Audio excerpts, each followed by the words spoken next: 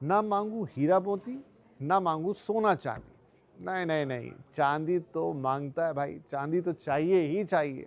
और क्यों ना मांगे कोई चांदी। इस वक्त जब आप मुझे सुन रहे हैं तो चांदी का भाव 3,80,000 के आसपास पहुंच चुका है। पिछले एक दो दिनों में तो मानो पागलपन ही हो गया। 24 घंटों के अंदर चांदी में 40,000 रुपए से ज्यादा का उछाल आ गया। 40,000! मजाक चल रहा है क्या? अब मजाक है या नहीं, पर चल तो रहा है।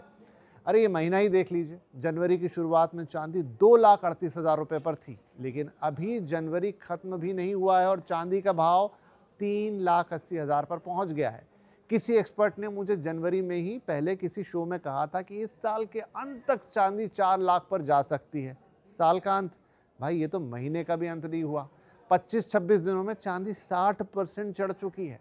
अब जब आप इसका कारण पूछेंगे तो अच्छे से अच्छे तुर्रम खां एक्सपर्ट भी आपको यही कहेंगे कि इस वक्त पूरा ग्लोबल ऑर्डर अनिश्चितताओं से भरा हुआ है, चांदी सेफ हेवन है, युद्ध की आशंका है, डॉलर कमज़ोर हो रहा है, डिमांड ज़्यादा है, सप्लाई कम है, ब्ला ब्ला ब्ला।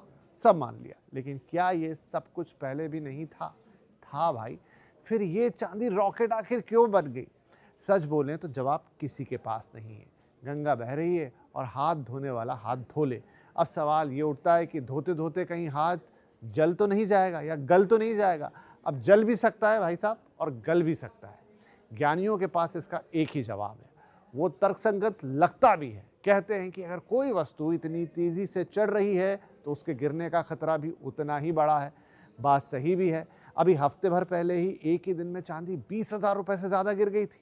अब इतनी उठापटक है तो फिर वही बंदा इसमें हाथ डाले जिसकी हड्डियां मजबूत है या फिर जिसके पास मोटे मोटे गद्दों का इंतजाम है। नहीं तो हाथ पांव टूटना तय है। कहने का मतलब यह है दोस्तों कि चांदी के रोज चढ़ते भाव को देखकर मुंह में पानी तो आता है, लेकिन जुबान और जज्बात दोनों को संभालना होगा। कुछ लोगों ने तो मुझे यहां तक पूछ लिया कि क्या अपना रियल एस्टेट का निवेश निकालकर चांदी में डाल दें।